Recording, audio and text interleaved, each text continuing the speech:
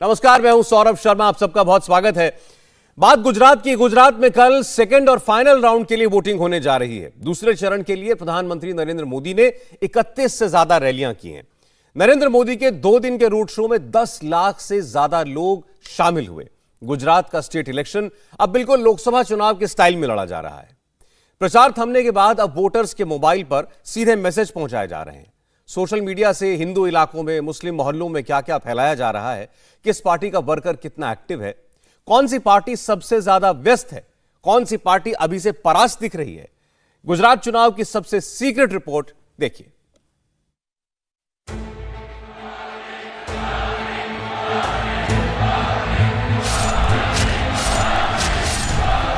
मोदी के नाम का, मोदी के चेहरे का इंपैक्ट।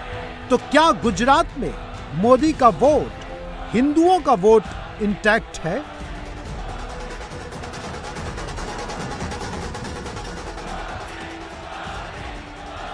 ये 17 साल से प्रोविजन स्टोर चला रहे थे और हर दिन 8 से 9 हजार का बिजनेस करते थे। अचानक से ये दोगुना हो गया। जानना चाहते हो कैसे? तो फ्रीडम ऐप को अभी डाउनलोड करें।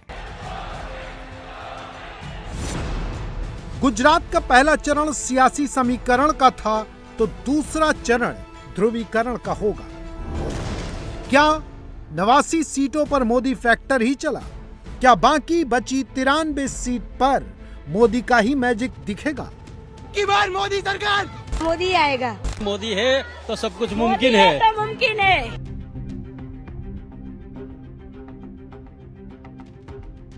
एक फेज खत्म, दूसरे फेज का काउंटडाउन। क्या मोदी लहर का हो रहा है असर? क्या राहुल, केजरीवाल, भाईजान सबके सब हो रहे हैं बेअसर? वोटर ने किसकी बात ज्यादा सुनी? राउंड 1 में किसे सिक्योर किया, किसे इग्नोर किया? राउंड 2 में किसे बम्पर वोट मिलेगा, किसे चोट लगेगी?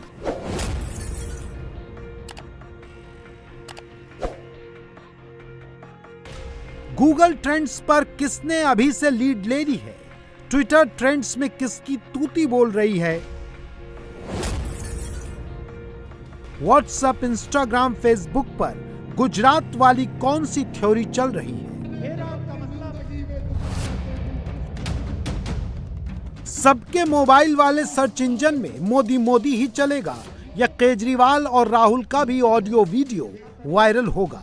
ओवैसी के आंसू वोट दिलाएंगे, या गुजरात के रण में यूं ही बह जाएंगे? भारतीय जनता पार्टी अभूतपूर्व विजय प्राप्त करे।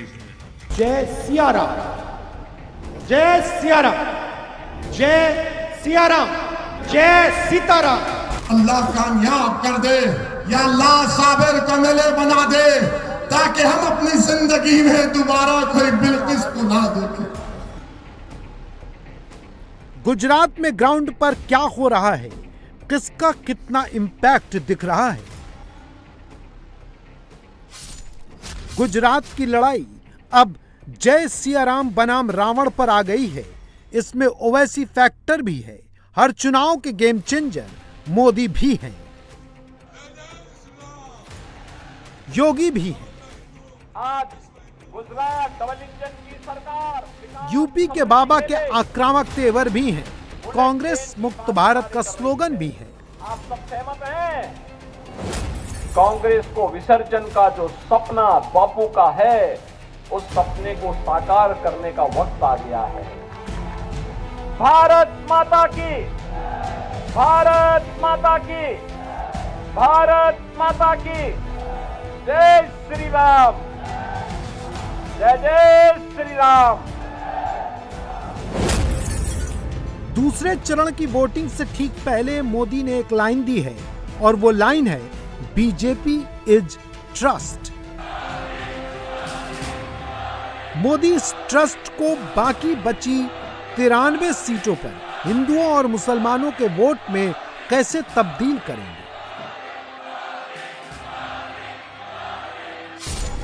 ये समझने के लिए पहले आपको डिजिटल वर्ल्ड को खंगालना होगा। राउंड 2 में ध्रुवीकरण का एक हिंट आपको वहीं से मिलेगा। सोशल मीडिया पर, व्हाट्सएप पर मोदी के विरोधियों ने जय सिया राम वाली स्क्रिप्ट यूं ही नहीं फिट की है। हिंदू वोटर्स को लुभाने के लिए, मोदी को कमजोर दिखाने के लिए ये नैरेटिव जानबूझकर फिट किया गया है और इसकी एक पृष्ठभूमि है। 22 नवंबर से 27 नवंबर के बीच कांग्रेस के फेसबुक और ट्विटर अकाउंट्स को डिकोड करने पर यह पता चला है कि दोनों ही सोशल मीडिया प्लेटफॉर्म्स पर कांग्रेस के 75% पोस्ट्स सिर्फ और सिर्फ भारत जोड़ो यात्रा तक सीमित थे। रही बात गुजरात चुनाव की, तो इस दौरान कांग्रेस के फेसबुक और ट्विटर अकाउंट्स पर 20% से भी कम पोस्ट ऐसे थे जो गुजरात चुनाव या कांग्रेस पार्टी के कैंपेन से जुड़े थे। और गहराई से जांच करने पर पता चला है कि उस पीरियड में कांग्रेस के ऑफिशियल हैंडल से 15% ट्वीट्स गुजरात इलेक्शन से जुड़े थे। इस दौरान कांग्रेस के हैंडल से 280 ट्वीट्स हुए, लेकिन सिर्फ 42 ट्वीट्स में गुजरात में हुए कांग्रेस की रैलियों का जिक्र था। इसी दौरान फेसबुक पर 22% पोस्ट ही गुजरात चुनाव से जुड़े थे, जबकि कांग्रेस के मेन हैंडल से किए गए 75% पोस्ट राहुल की भारत जोड़ो यात्रा से जुड़े थे। सवाल यह है कि पहले चरण के चुनाव से पहले जो कांग्रेस पार्टी सोशल मीडिया पर गुजरात चुनाव का जिक्र तक नहीं कर रही थी, अब अचानक उसी पार्टी के नेताओं की टाइमलाइन पर जय सिया राम क्यों होने लगा? क्या राहुल को पहले चरण का अंदाजा लग गया है? क्या इसीलिए दूसरे चरण के ठीक पहले हिंदुओं का वोट अपनी ओर खींचने वाला डायलॉग मारा गया है?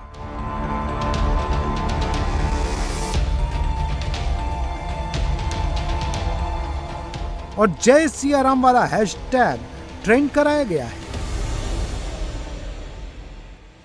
जय सिया राम, जय सिया राम। अब जय सिया राम का मतलब क्या है? ये पंडित जी ने मुझे बताया, सीखा हूं मैं, यात्रा पे बहुत कुछ सीखा हूं। जय सिया राम का मतलब क्या है? देखो ये जी ताली बजा रहे हैं। जय सिया राम का मतलब जय सीता जय राम।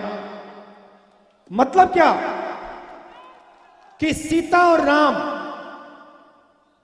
एक ही हैं। सीता और राम एक ही हैं, इसलिए नारा है जय सिया राम या जय सीताराम। तीसरा नारा जय श्री राम, उसमें हम राम भगवान की जय करते हैं। बीजेपी के लोग जय श्री राम करते हैं, मगर कभी जय सिया राम और हे राम क्यों नहीं करते? राहुल ने गुजरात के दूसरे चरण में पॉलिटिकल माइलेज लेने के लिए जय सिया राम के नाम पर नई बहस तो छेड़ दी, लेकिन वो अपना होमवर्क ठीक से करके नहीं आए थे।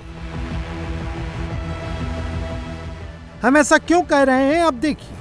पहले राहुल के बयान का एक हिस्सा दोबारा सुनिए, फिर मोदी का ऑडियो सुनिए। बीजेपी के लोग जय श्री राम करते हैं, मगर कभी जय सिया राम और हे राम क्यों नहीं करते? सियावर रामचंद्र की, सियावर रामचंद्र की जय सिया राम, जय सिया राम। बीजेपी राहुल गांधी को इसीलिए चुनावी हिंदू का ताना मारती है और बीच चुनाव राहुल ने ध्रुवीकरण वाला जो दांव खेला है वो अब उन्हीं पर उल्टा पड़ता दिख रहा है। बीजेपी ने इसे हाथों हाथ पिक कर लिया है।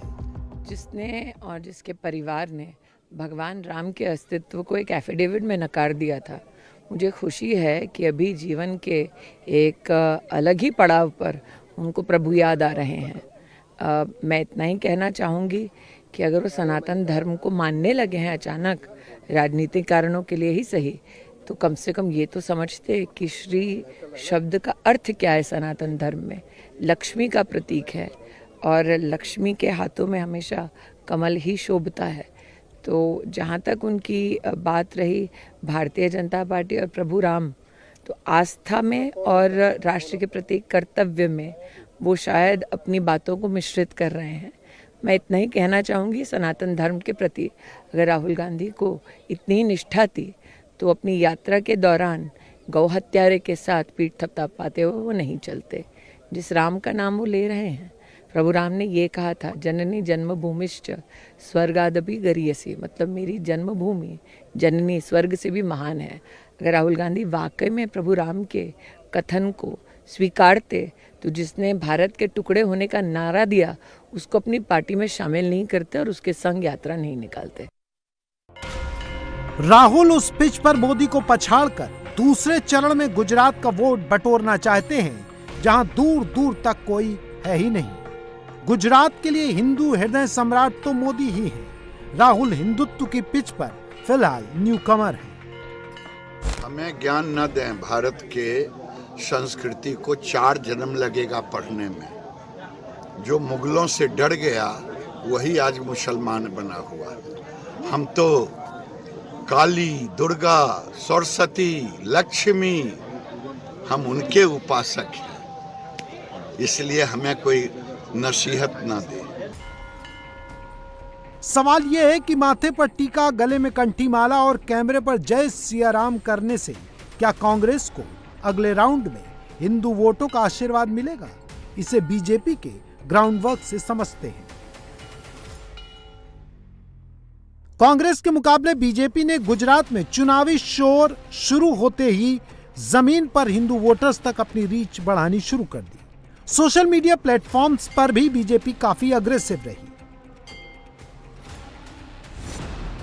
राउंड 1 से पहले बीजेपी के 40% से ज्यादा ट्वीट्स और 35% से ज्यादा फेसबुक पोस्ट्स गुजरात कैंपेन से जुड़े रहे। उदाहरण के तौर पर इस दौरान बीजेपी के 310 ट्वीट्स में से 127 ट्वीट्स चुनाव से रिलेटेड रहे।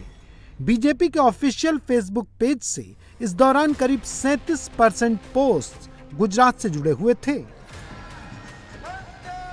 राउंड 1 के बाद इसमें और तेजी आई और राउंड 2 से पहले हिंदू वोटर्स के घर घर पहुंचने के लिए सोशल मीडिया तक बीजेपी ने ही लीड ले रखी है। यानी गुजरात में खड़े होकर खड़गे का रावण वाला डायलॉग और मध्य प्रदेश से राहुल का जय सिया राम वाला नैरेटिव सिर्फ एक सियासी स्टंट बनकर रह गया है।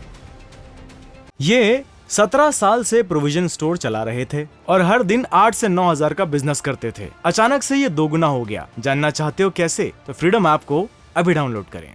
जमीन पर हिंदू वोटर मोदी के साथ ही दिख रहा है और मोदी भी बार बार सोशल मीडिया के जरिए अपने कोर वोटर्स को याद दिला रहे हैं कि उन्हें 5 दिसंबर को किसे सिक्योर करना है और किसे इग्नोर करना है।